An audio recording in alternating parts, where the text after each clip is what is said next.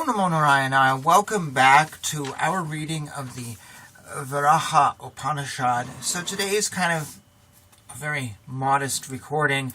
I just had a few minutes here. It's a rainy day. My girlfriend left for work. I just finished breakfast, so just setting up my camera. No lights or anything, a different view.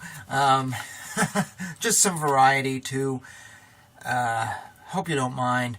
Anyways, today we are going to be reading the beginning of part 2 of this Upanishad. So we're not going to finish the whole second section. We're just going to see how far we get this morning.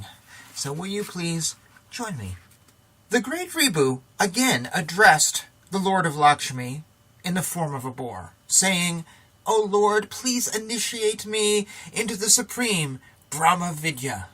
Then the Lord, who removes the miseries of his devotees, being thus questioned, said, "Through the right observance of the duties of one's own caste and orders of life, through religious austerities, and through the pleasing of the Guru by serving him rightly, arise to persons the four Vairagya, etc. They are the discrimination of the eternal from the non-eternal, indifference to the enjoyments of this and other worlds, the acquisition of the 6 virtues, sama, etc., and the longing after liberation. These should be practiced. Having subdued the sensual organs, and having given up the conception of mine in all objects, you should place your consciousness of I in me, who am the witness consciousness.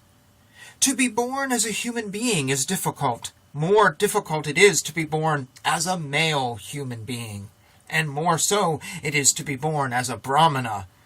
Even then, if the fool does not cognize, through the hearing, etc., of Vedanta, the true nature of the Satchidananda of Brahman, that is all-pervading, and that is beyond all caste and orders of life, when will he obtain moksha?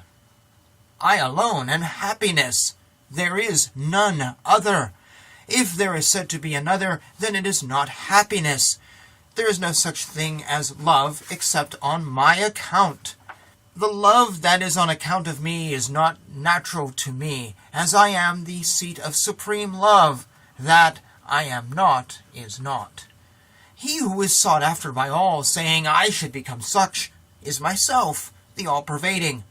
How can non-light affect Atman, the self-shining, which is no other than the light which originates the words, I am not light?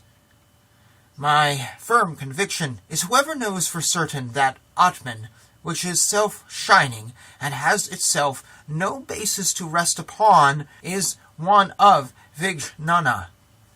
The universe, Jiva, Ishvara, Maya, and others do not really exist except my full Atman. I have not their characteristics.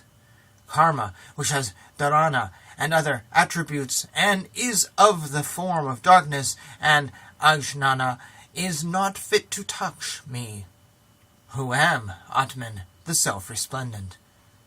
That man who sees his Atman, which is all witness, and is beyond all caste and orders of life, as of the nature of Brahman, becomes himself Brahman. Whoever sees through the evidence of Vedanta this visible universe as the supreme seat, which is of the form of light, attains moksha at once. When that knowledge which dispels the idea that this body alone is Atman arises firmly in one's mind, as was before the knowledge that this body alone is Atman, then that person, even though he does not desire moksha, gets it. Therefore, how will a person be bound by karma, which always enjoys the bliss of Brahman, which has the characteristics of Satchidananda, and which is other than Ajnana? Persons with spiritual eyes see Brahman.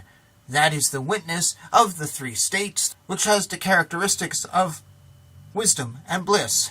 That is the underlining meaning of the words thou and I, tvam and aham, and that is untouched by all the stains. As a blind man does not see the sun that is shining, so an ignorant person does not see Brahman. Prajnana alone is Brahman. It has truth and prajnana as its characteristics. By thus cognizing Brahma well, a person becomes immortal. One who knows his Atman as Brahman, that is bliss and without duality and gunas, and that is truth and absolute consciousness, is not afraid of anything. That which is consciousness alone, which is all-pervading, which is eternal, which is all-full, which is of the form of bliss, and which is indestructible, is the only true Brahman.